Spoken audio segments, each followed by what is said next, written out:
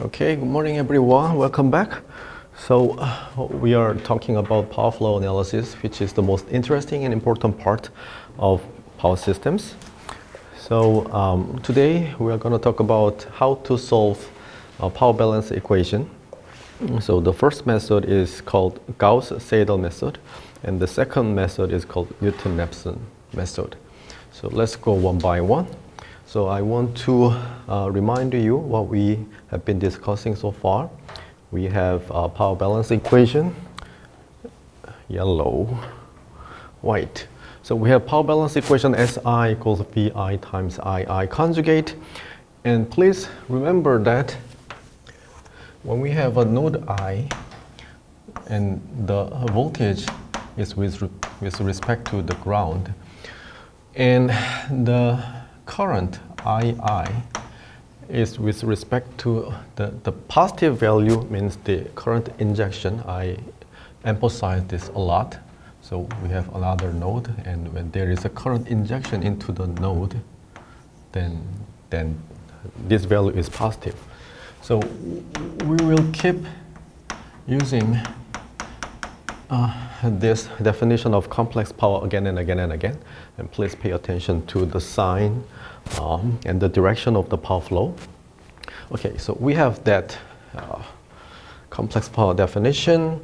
And from that, we just plug in another fundamental IYV. Another fundamental equation is I equals YV. This is a vector, this is also a vector. The notation is confusing, so this is complex. This is a complex vector, complex vector. Okay, so just plug in that into that, and you have this real part and imaginary part. And so active power and reactive power. Here the variables is PQ, V is magnitude, and the phase angle theta. So as you see, so those are variables, and we have cosine and sine functions. So this is nonlinear equation. So we want to solve that iteratively, and the first method is called Gauss iteration or Jacobi iteration. So we discussed this, right? We discussed this already. So yeah. So the key idea of Gauss iteration is that when we have that equation, just plug in this into that and make this equation. So this VI is what we want to compute, and this is a function of a VI with other complex voltage and other nodes.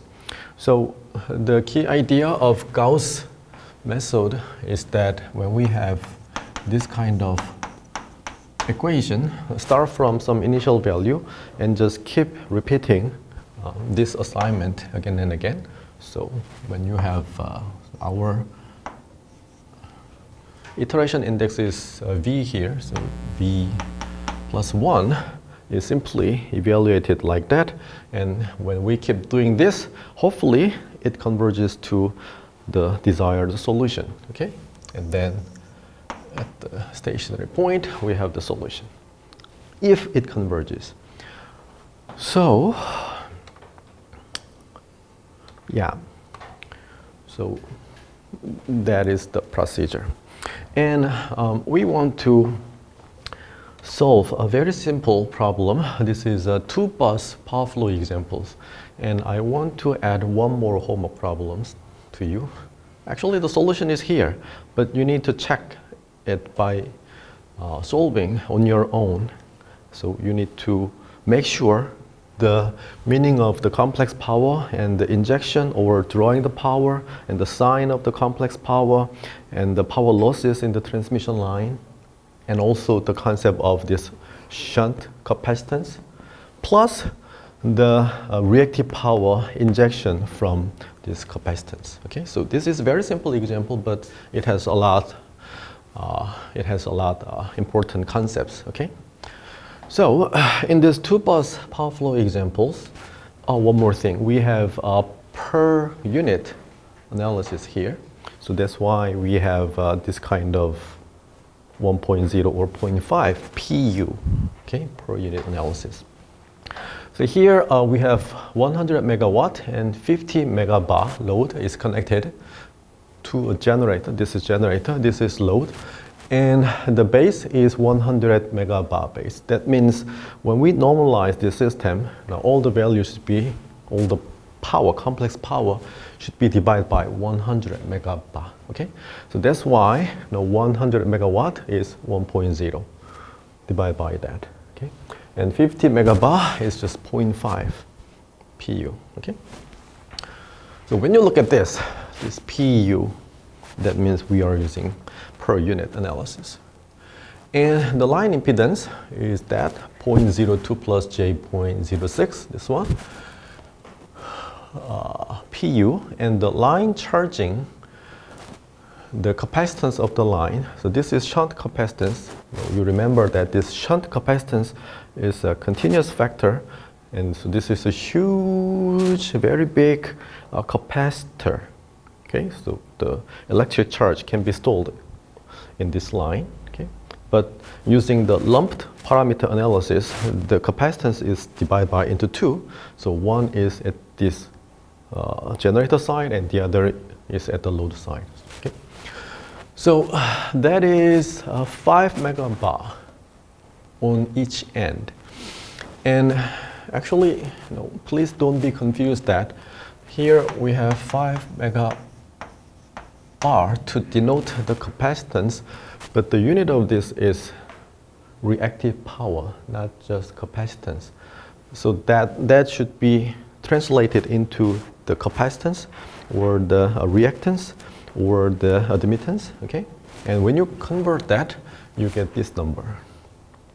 So this is admittance. This is impedance. Don't be confused.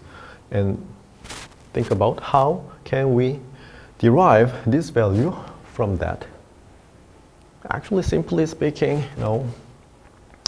5 divided by 100 gives you this value, but please think about why that is okay. Okay, so anyway, so we have shunt admittance, J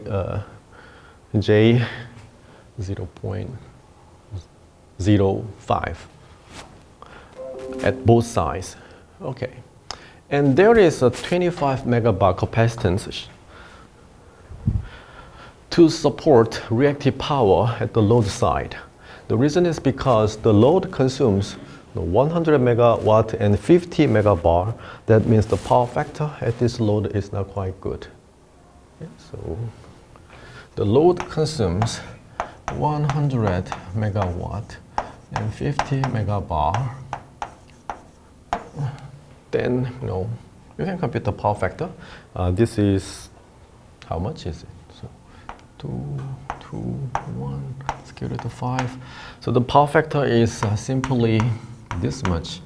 And then, so this is not quite good. So we need to provide reactive power locally by adding this kind of capacitor. Okay. Yeah. So the capacitor, the megabar, is this much. And that is, when you using the per unit analysis, that is converted to 0.025. Using the same principle, you should be able to come from this value to that value. Okay. Of course, you can think, hey, this is 25, this is 100. If you divide that by that, I got this number. Think about it. So yeah, this is impedance, admittance, this is admittance. Okay. Okay. And our job is to compute the complex voltage at node 2. And here, the complex voltage at node 1 is 1.0, and the angle is 0 degree. This is the reference angle. And the generator typically has the, okay, so you remember that we have a generator bus and we have load bus, and another name of generator bus is PV bus. And another name of load bus is PQ bus. And the reason is because at load bus, this active power and reactive power are given, right? So P I and QI are given. At the generator bus, the active power and voltage magnitude is given. So here, active power and voltage magnitude is given. Okay. So, yeah. So let's solve this. Actually, all the procedures are here, but I want you to apply this iteration on your own and check it, because we have some number of significant digits, and there is slight calculation error here. So I want you to check that on your own. So the unknown is the complex load voltage V2, and to determine V2, we need to know the bus admittance matrix Y bus, that is a 2x2 matrix. And to compute that, what was that? Here, this is a power system, very simple power system. And from here, you need to compute bus admittance matrix. And this is Y11, Y12, Y21, Y22. So what is Y11 here? Y11 is the sum of all the admittance connected to bus 1. What are those?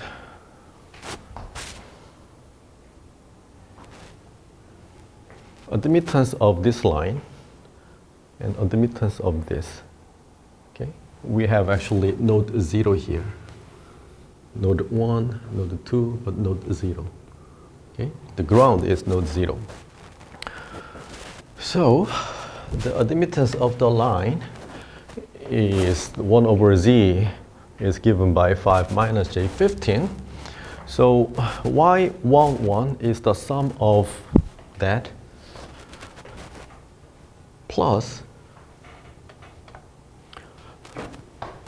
this one, j.05.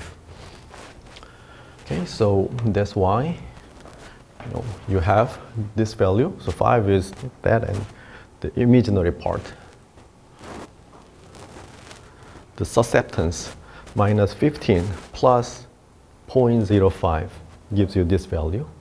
Okay, and what is this? This is the negative of the line admittance, and the line admittance is this one, and put minus sign there, so minus 5 plus j15. Same, and this Y bus matrix is symmetric matrix, okay? And Y22 is the sum of all the admittance connected to bus 2. So here, this admittance plus this admittance, okay? So j.25 plus 0.05, the shunt capacitance, okay? So minus 15 plus shunt capacitance and the local capacitance, okay? So now we have Y bus matrix, and then next step is just using this Gauss iteration. So here we are focusing on node 2, so V2 is given like that, okay? That is the general formula, but we only need to care about k equals 1. So just plug in and do the iteration. And the important part is where to start. And typically, the voltage magnitude is around 1 for all buses, okay? And also, the starting phase angle, 0 degree is okay. So our initial guess is V2 at initial iteration is magnitude is 1 and 0 degree angle. So do the iteration. So first, second, third, fourth iteration, you see the complex voltage changes. And it converges. This is a very small network, so it converges quickly. And the fixed point denoted by V2 hat is given like that. So, okay, the magnitude is 0.9638 and the angle is minus 3.3 degree. Do this iteration on your own, and we have 4 significant digits, but you can do more. Okay? And once the voltages are known at all nodes, then what? We have a generator, we have a bus, we know this voltage V1, this is given like 0 degree, and this is that value. But here we have local capacitor to provide reactive power, and also we have this shunt capacitance here and here. Actually, this is ground, and this is ground, and this is ground. Okay, and this is the bus 1, and this is bus 2. This is the same thing, but this is bus 1, and this is bus 2. Okay, so now we know this voltage, and we also know this voltage. This is 0.9638. Then what you can do is, from the beginning, we know that this load consumes 100 megawatt and 50 megabar. So that should be provided either from this generator and from this local capacitor. And also we have this capacitor here, so it can also provide reactive power as well. So what you need to check is to first compute the complex power provided from this bus 1. Okay, that is S1 equals VI times I1 conjugate. But please be careful that we have this shunt capacitance. So when this generator provides I1, most of them flows on this line 1, 2, but some of them goes to this capacitor. Okay, but anyway, the provided power from S1 is computed like that. Okay, active power and reactive power. So this is SI conjugate. So P1, so you can determine P1 and Q1. And because this line has some impedance or admittance, some of the active power is lost, and some of the reactive power is also lost. I mean, the active power is consumed on this line, and reactive power is also consumed on this line. Okay, so you need to check the power provided from this generator is goes to this load, but some of them are consumed on the line. Okay.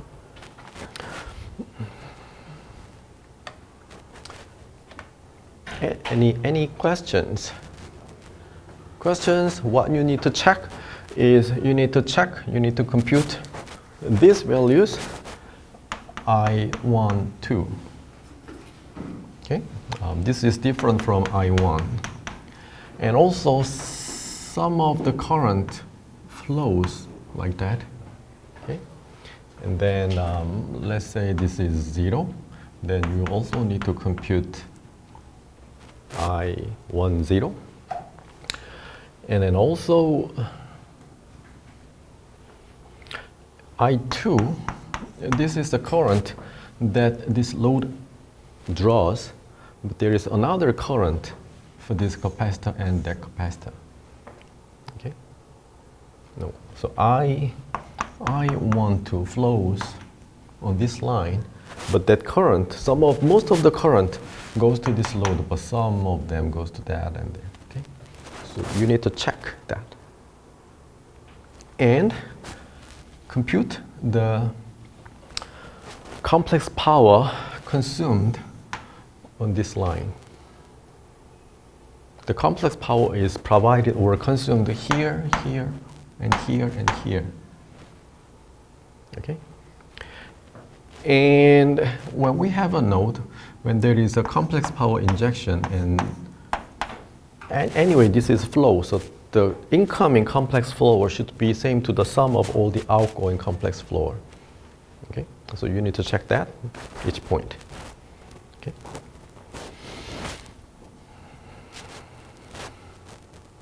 Any questions?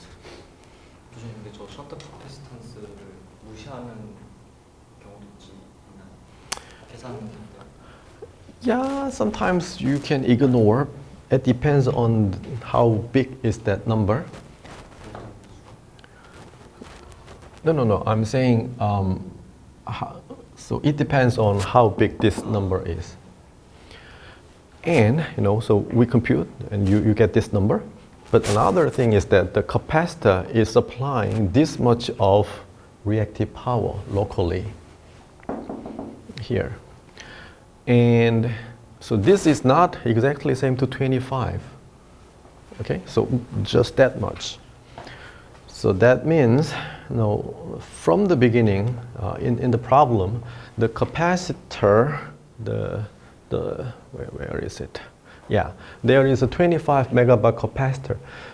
It specifies the capacitance only. It does not directly specify the local reactive power that is provided from this capacitor. Okay, roughly same, but not exactly. So this is about the capacitance only. So you get the admittance here, and do all the calculation, and finally check. You get this number. So I want you to make sure that the incoming power, outgoing power, complex power, the consumed power, everything matches with others. Okay. So this homework is due by Thursday. This Thursday, you have one more problem, one more homework problem.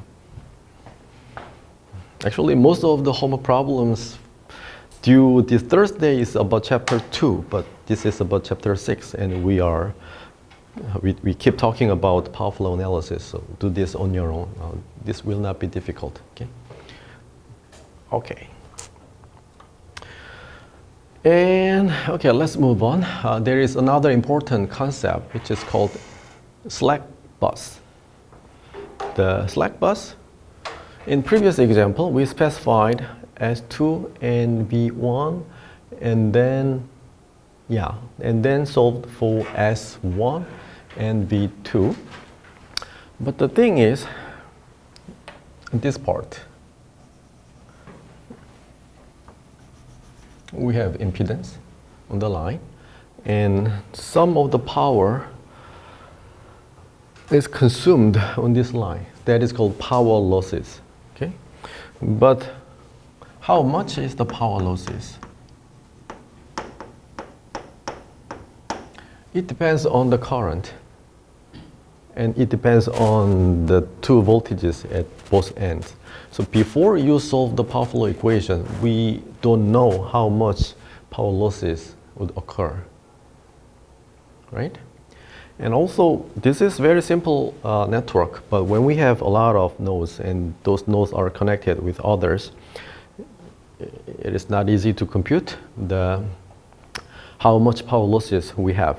That means, from the beginning, it is not easy to determine the active power from this generator is required, because we don't know how much power is consumed on the line. Okay?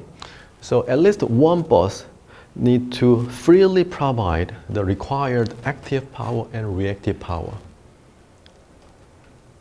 no matter what these power losses are. Okay?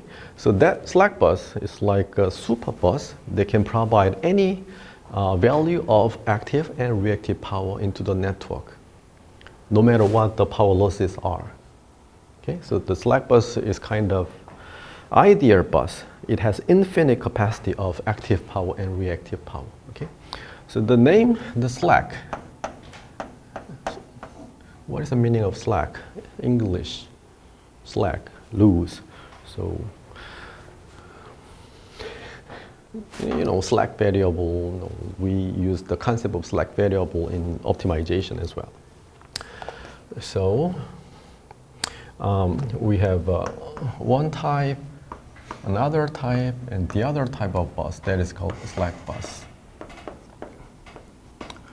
So, slack bus, the P and Q can be any value.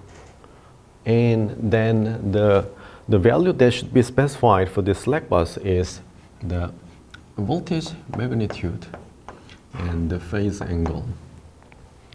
That means this slack bus can have arbitrarily P active and reactive power, okay,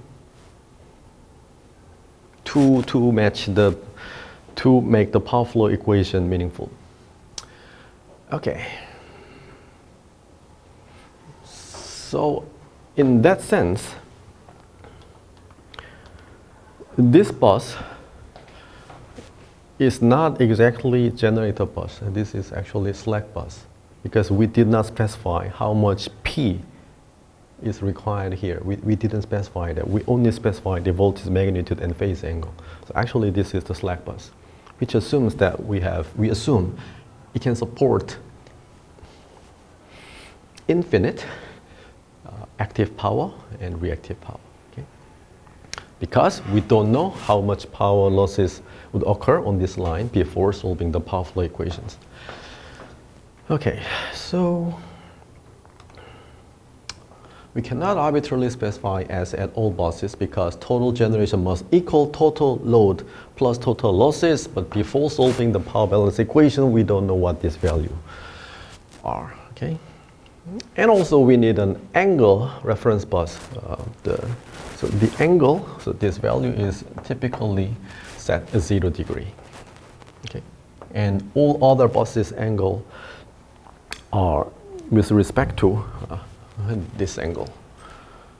So to solve these problems, we define one bus as the slack bus. This bus has a fixed voltage magnitude, mostly 1.0, but not necessarily. Sometimes it can be 1.05 or 0.95, etc. So specify fixed voltage magnitude and angle and a varying real and reactive power injection. Okay. So any questions so far? No question. Actually, you should ask questions rather than watching the YouTube video again and again and again. Okay. So, Gauss-Faux systems with many buses. Same iteration equation, and we have many nodes. So we have n nodes here. So we have equation for each bus I. Okay, so that's why we have HI function, and this is all function of other voltage at other nodes. So when we have n buses, there are totally n complex voltages, and each voltage is related with other voltage using some function denoted by HI. So here I is from 1 to n. And there is one more issue.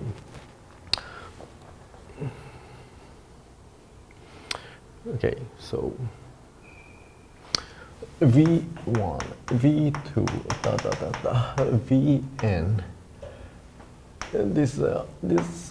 This is a complex voltage vector, and at each iteration it has some value. So we have this iteration index, and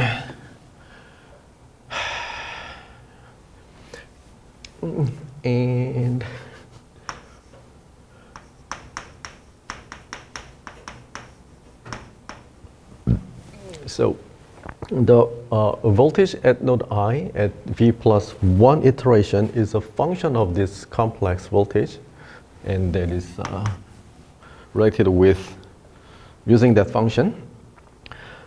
We have two methods. The first one is at each iteration, when you have all of this value, all of the voltage at the next iteration are compute at the same time. Yeah, so we are, so far we assume that. But at your second thought, anyway, we have this function, hi, h1, h2, h3, h4, da, da, da. That means, anyway, the complex voltage at each node is computed sequentially, V1, V2, V3, da, da, da. So when you look at this one, during this iteration, some of the, when you compute Vi, the voltage from V1 to Vi minus 1 can be already computed. Then you can use the new value when you evaluate Vi at the V plus 1 iteration. Okay, so you can determine this value using the most updated voltage value from node 1 to I minus 1. So that method is called Gauss-Seidel iteration. If you just use all these old values, that is called just Gauss iteration. But Gauss-Seidel iteration is that when you compute Vi at V plus 1 iteration, you can use some of the old value, but some of the new values. Okay, so this can be V plus 1, V plus 1, up to I minus 1 component. The reason is because each voltage is related with other voltage using some function that depends on I. Okay? So either you can sequentially update or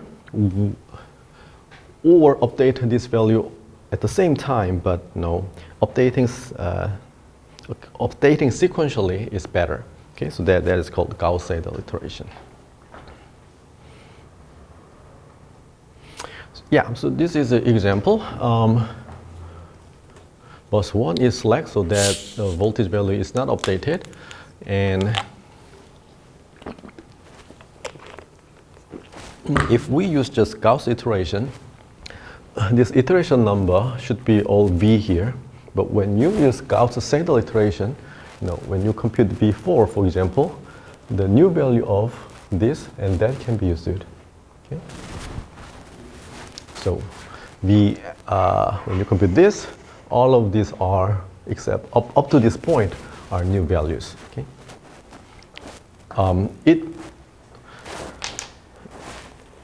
It is better for fast convergence. Okay. So Gauss-Seidel usually works better than Gauss and actually easier to implement. And yeah, so Gauss-Seidel is used in practice instead of Gauss method. By the way, in your textbook, the explanation in your textbook is based on linear equation to explain this Gauss-Seidel method. But power flow equation is not linear. So your textbook explains the general concept of Gauss-Seidel, where this function h is just described by matrix. But so Gauss-Seidel is a general method that can be applicable to many problems. Okay. All right. 3 types of power flow buses. I already told you we have a generator bus, load bus, and slack bus. So load bus or PQ bus, at which P, Q are fixed. And the goal is to solve the unknown voltage magnitude and phase angle at the bus. And the slack bus, at which voltage magnitude and angle are fixed. The iteration solve for unknown P and Q, injection at the slack bus. But in reality, the slack bus has finite capacity anyway. Right? The slack bus is on other types of generator, so it has maximum active power and maximum reactive power. So when we ignore that limit and we just solve the problem, and if that exceeds the threshold, then the problem, we do not have feasible solution. In that case, we need to increase the capacity of the generator by putting more generator or something like that. Okay, the generator, PV bus, at which P and voltage magnitude are fixed. Iterations also unknown, voltage, angle, and reactive power injection at the bus.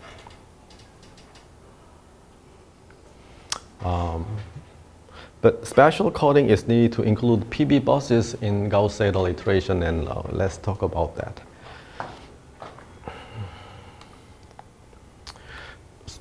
Questions?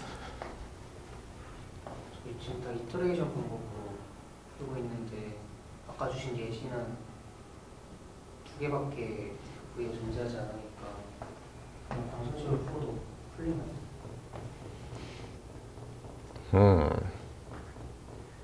Maybe, but still we can solve that using Gauss iteration.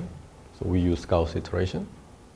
If you want to solve that without using iteration, try it. I think that's possible. I don't know. Do it on your own and tell me. But there's a very special case, okay? Just two bus case. Generally we have several buses, and we need to find the solution using iteration. That means we do not have a closed form solution. Okay, so actually what we do is solving this kind of equation anyway. We have a function, we have a variable, and we have an equation, and we just try to find the root of some equation. And this function is nonlinear function. Okay? Do you agree with me? All we are doing now is kind of solving this kind of function. So this is about root finding algorithm. In the case of Gauss iteration, we are solving this equation. Okay, so if you define x minus h of x is f of x, and this is 0, then you are solving this one. Okay? 지훈이가 말한 그런 이제 부등 클로스 폼으로 구하고 싶으려면 DC로 어프로시메이션 하면 그런 리니어로 바뀌지 않나요? Yeah. In the case when all of this is a linear equation, then you can using linear algebra, the inverse of the matrix. But even in the case, even when you solve linear equation like ax equals b, no, you may think, hey, I know the solution that is given by a inverse b. Hey, this is a closed form solution. But then next question is, how can you compute the inverse of the matrix? The computation of inverse of the matrix also requires the iteration, like using Gauss elimination. So your textbook is about that. Okay, so when we have a matrix, we convert that to an upper triangular matrix. And then you can easily solve the last element. And then back. Okay. Yeah. Good question. Any other questions? So linear algebra is very important, as you know. And during the weekend, I got an email from a guy who I don't know. And he says he's trying to solve powerful equation and using linear approximation using linear equation, and his notation is like this. That implies a lot. The contents of the email is that, hey, I expect this method would work well when we use GPU, but it's not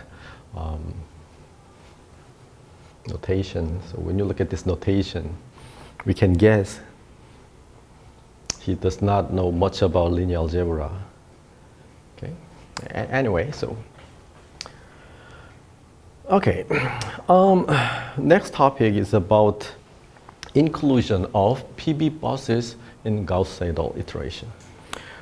So in the previous example, the bus 1 was a slack bus, not PB bus. And when you look at this iteration, we are here. When you look at this iteration, the Gauss iteration, the voltage at next iteration requires the knowledge of what? Complex power at each node, right? But for the generator bus, we do not know Q for the generator bus. So if we want to use Gauss-Seidel method, we need to use SI conjugate. That means we need to guess QI value. Okay, because Gauss-Seidel iteration requires the complex power at all nodes. Right? So this I is from 1 to n, right? So when you apply Gauss-Seidel for the network that has PV buses, what you need to do is guess the reactive power at the PV bus. Okay, how can we do that? That is just simple. Anyway, during the iteration, you compute the complex voltage at the node. So you keep computing the complex voltage at each node, and then using this definition, just plug in that complex voltage, and the complex power is estimated at each iteration. So the estimated reactive power is just the imaginary part of that. Okay. So this is the estimate of the reactive power injection. And so for the PV bus, the reactive power is simply estimated like this, and just plug in to the equation. Is this clear to you?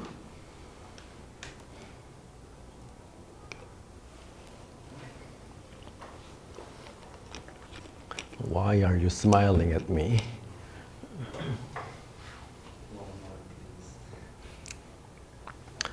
Okay. So suppose that we have a very simple problem. We have one slack bus and all other buses are PQ buses. Okay. Then for the PQ buses, they are already given, right? They are already given. So when you do this iteration,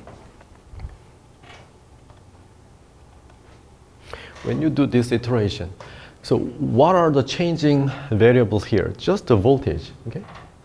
The complex power is just given.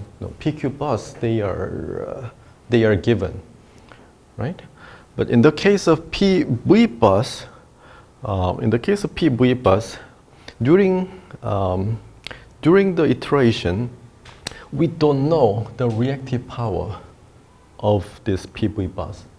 Actually, the purpose of this power flow analysis is to find the unknown value here, and here, and here, right? So what are the unknown variables?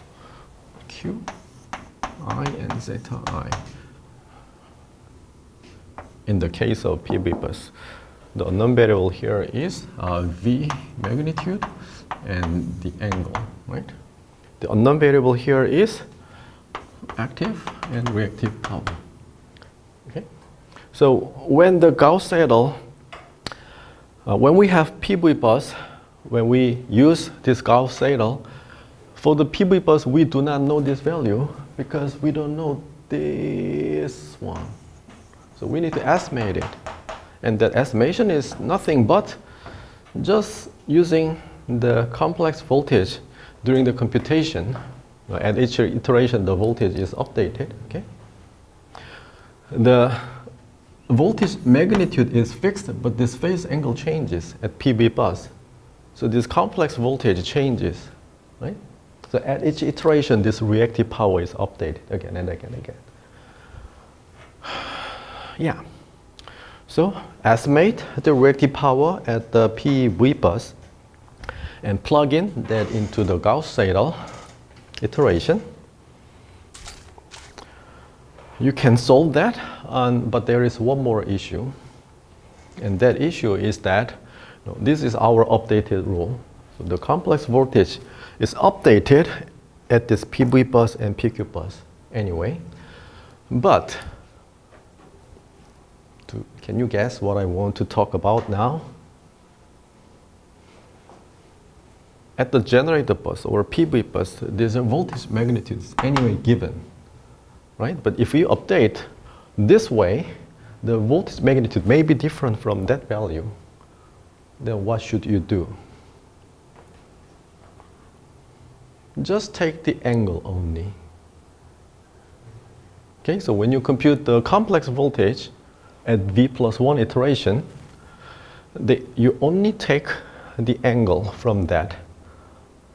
And the magnitude of this is same to the given value.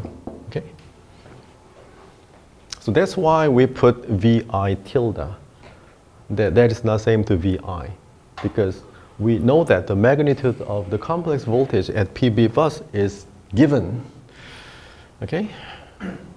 So replace this magnitude by the given value, and we only take the phase angle. Okay, questions? No questions. Then let's go back to another example. 2-bus PV example, same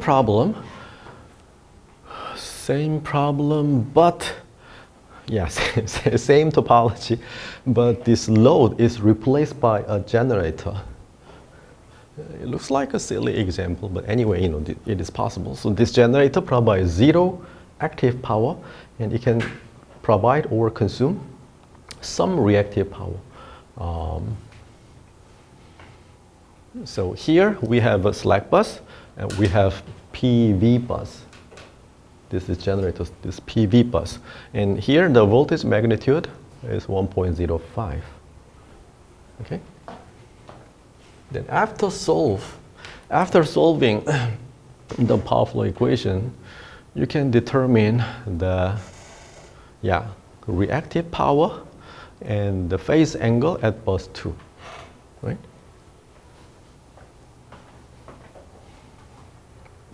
So yeah, that is given here. This is not your homework, fortunately.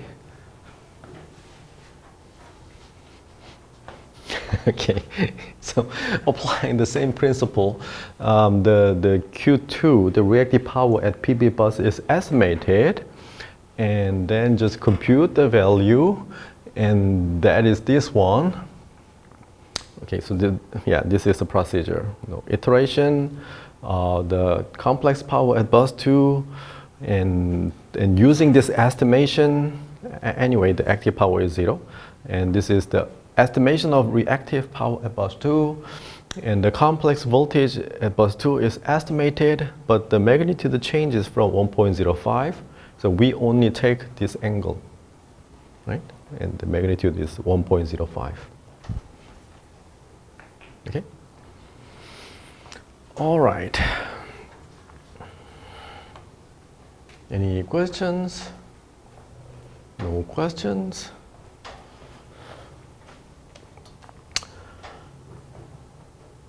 Yeah. Next topic is about the generator reactive power limit. So, okay. So when we talk, okay, PV bus, these are given, these are unknown. Slack bus, you cannot see, but here Pi and Qi, okay? So unknown variable and non-variable. And the topic here is that after we solve the power flow equation, what if this, for example, reactive power at the generator bus exceeds the limit of the generation? Every generator has the maximum active power and reactive power limit, right? And after you solve this power flow equation, if the computed reactive power exceeds the limit of this generator bus, then what should we do? 안 넣었던 이터레이션을 Sorry? 업데이트 하면서 사이클 과거 값들이 있을까? Uh,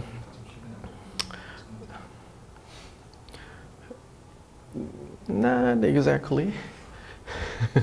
So here what I want to tell you is that, okay, we are talking about feasibility. No, feasibility is important for safety reason. No, line has maximum limit. Generator has maximum active and reactive power limits. Okay, so the power flow on this line exceeds the limits. No, the line sags and it can touch the tree and fire can happen. Similarly, if the reactive power computed from this calculation exceeds the limits, physically this generator cannot support that. But still, we want to make the power system operate. Then what can we do? Our next hope is that in that case, when the solution exceeds the limit, we can just specify the reactive power at this bus is that much. The solution requires more than this, but the generator cannot support that. Then all we can do is just set reactive power at this generator bus this much. That means, this is specified. This is also specified. Then this PB bus now becomes PQ bus. Okay. The generator does its best, and it becomes PQ bus. And that burden is transferred to other generators to support reactive power. And hopefully, maybe, other generators can support reactive power. Okay? So this is about that.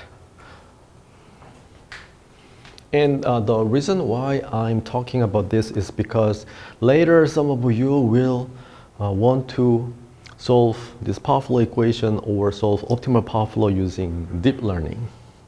But if you do not know this kind of physical things, your solution is meaningless and you don't know how it works. Okay? So 그럼 저 경우에는 제너레이터 버스가 P랑 그 볼티지 매그니튜드랑 Q를 다 알고 있는 건가요? they are given. Yeah, they are given. So originally this was given, but finally we have one more constraint. Okay? Yeah. And let the power system work by changing the variable of other PV buses. Anyway, the reactive power, required reactive power need to be supported from somewhere, either from slack bus or from other generator. There are many solutions, but we want to find a solution that gives the minimum operational cost. That is about solving optimal power flow. Okay? There are many ways to let the power system works by solving power flow equations. But there is a solution that gives us the minimum cost, including the generation cost and the line losses. Okay?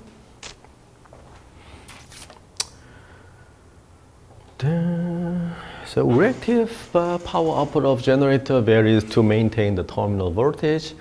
On real generator, this is done by exciter. To maintain higher voltage requires more reactive power.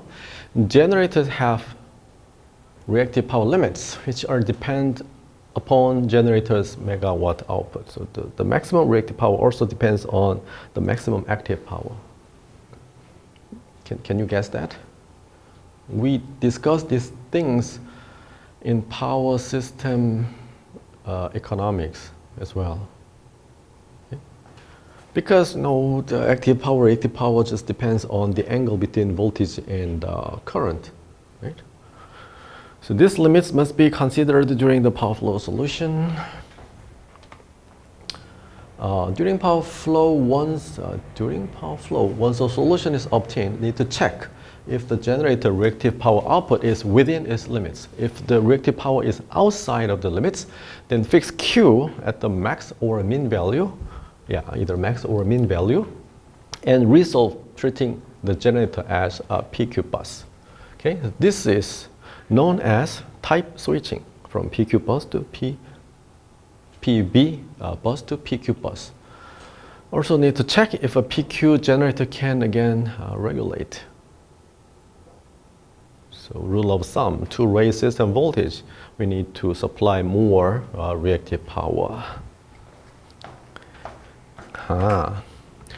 So maybe physically, when we do not have sufficient reactive power, this is our assumption, but physically maintaining the voltage magnitude at this value may not be easy.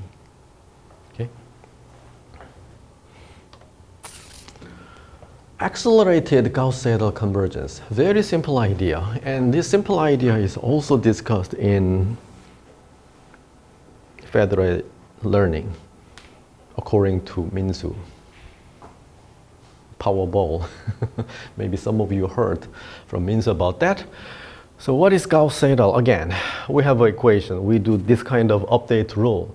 But this update rule is simply rewritten like that, x minus x.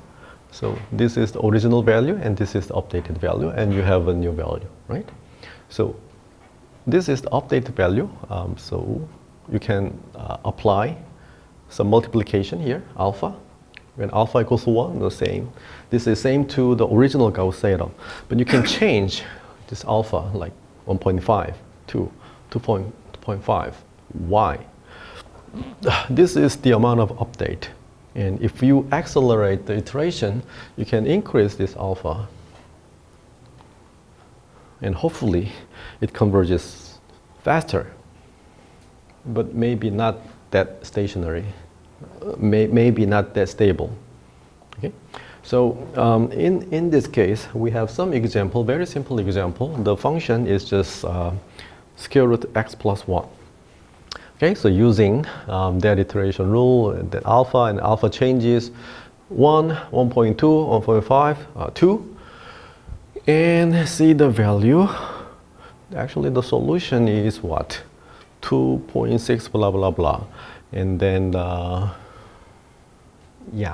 obviously, if you increase alpha too much, it would not converge, right? So this kind of variation can be possible. Accelerated convergence using Gauss-Seidel. So the pros and cons of Gauss-Seidel. Pros, each iteration is relatively fast. Computation order is proportional to the number of branches plus number of buses in the system, and relatively easy to program. But the cons are tends to converge relatively slow compared to another method we want to discuss that is called Newton-Raphson method. So even if you apply this acceleration, Gauss-Seidel is typically slower than Newton-Raphson. That's why most power flow solution is based on Newton-Raphson. Okay, and the Gauss-Seidel has tendency to fail to find solutions, particularly on larger systems. So how big is a larger system? So for Korea power system, how many buses do we have? 4,700, 800. The number of buses changes slightly over time. And tendency tends to diverge on cases with negative branch reactance. And this can happen. Need to program use a complex number.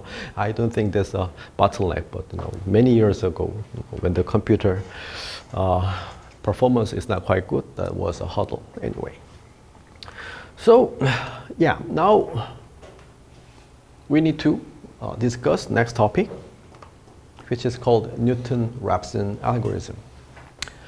And so Gauss-Seidel method is to solve this kind of equation. So one kind of root finding algorithm.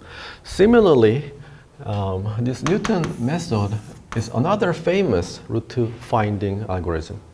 Okay? That can be applicable to power systems, but also can be applicable to other many engineering problems. By the way, what is it? Yeah, this is current, but Chinese character.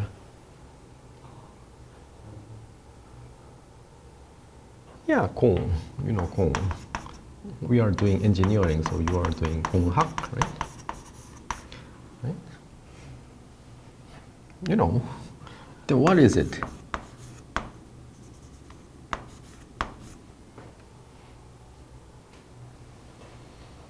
This is another Gong. What is the meaning of this Gong? You have no idea? Okay, then what about this? 성공. Yeah, this is that Gong. Okay? Why am I talking about this? I don't know. So I hope you two successfully solve the power flow equation. Okay? Either using that or using deep learning. Okay? So 성공, success, means that build this Gong. The second major power flow solution method is called Newton-Raphson algorithm. The key idea behind Newton-Raphson is to use sequential linearization. Yes, sequential linearization. And the sequential linearization requires the derivative of a function. So this Gauss-Seidel does not require the derivative of a function. But here, Newton-Raphson requires the derivative of function. Okay? So if the function is analytic, when we have a derivative, then we can apply this Newton-Raphson and can expect much faster conversion speed. Okay? So the general form of Newton-Raphson is just find a solution of this equation. This function f and variable x both can be vectors. Obviously, x is a vector, but this function is also a vector. Okay? So we will see that why. Actually, in the case of Gauss-Seidel, x is a vector, so this function is also a vector. So, anyway, this function f is a vector. So vector function. Okay. And for simplicity, let's assume that x is scalar and f is also scalar. And in that case, how can we solve it? Using the concept of derivative and the concept of linearization. So using Taylor approximation, this kind of function, again, this v is the iteration index. This function can be approximated or linearized at this point xv using the derivative at the point. And this is the small variation. So the first order and second order, and third order, etc. That is called Taylor series expansion. Right? So how many orders do we want to use? Do we need to use? 1, 2, 3. 1, 2, 3.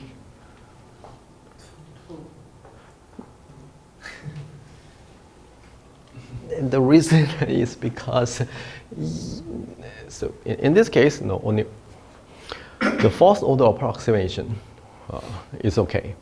Okay? And the reason I think your answer is 2 is because in stochastic optimization or deep learning, the stochastic gradient or gradient descent,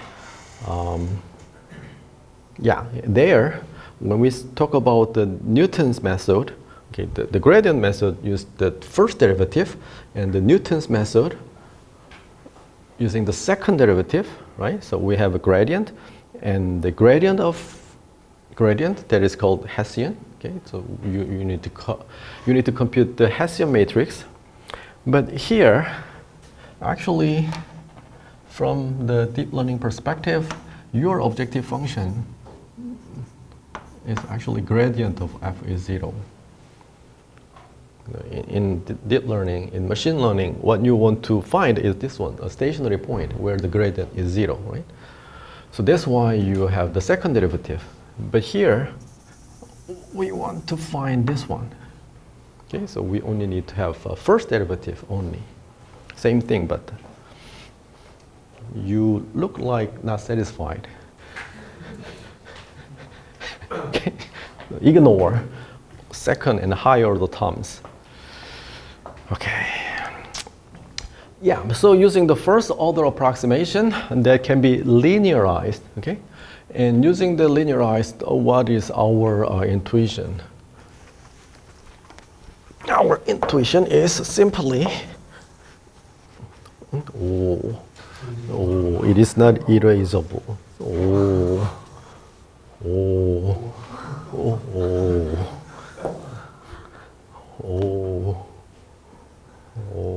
I don't know.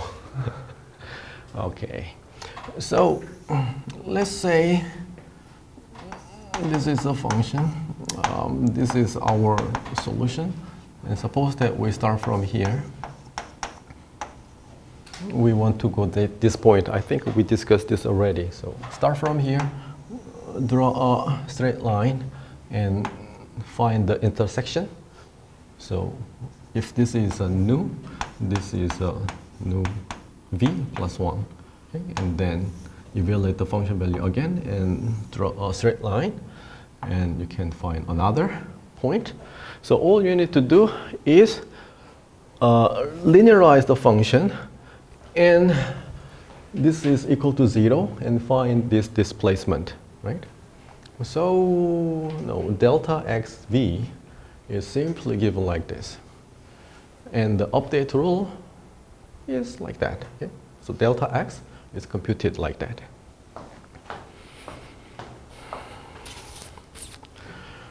Okay, very simple example. F of x is x squared minus 2. And apply the iteration. And then, yeah, plug in and plug in, plug in. And this is our update rule. And do the iteration. And it converges quickly. This is a MATLAB code.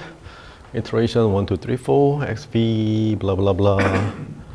And yeah, quickly converges. The solution is square root of 2, so 1.414 blah blah blah. So after 3 iterations, the epsilon, the error, is 10 to the minus 6. Okay, so very fast. But we have several issues here. The first one is, again, this is a simple example. Actually, there are 2 solutions. This is a desired solution, but sometimes we can stuck in here if your initial point is around this area. Okay, so there is a issue of convergence, and there is a concept of region of convergence.